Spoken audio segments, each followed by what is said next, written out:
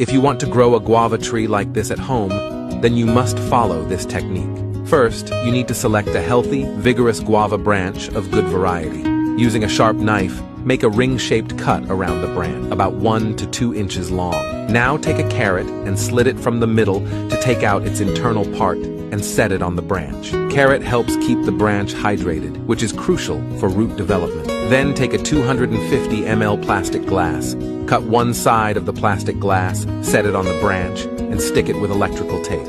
Then fill the glass completely with wet cocoa peat. If you don't have cocoa peat, you can use garden soil. Cover the glass with a polythene.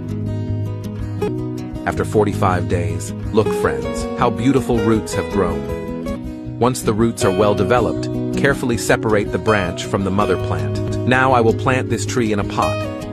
Then water the new plant thoroughly. After 6 months, the new plant is ready to bear fruits.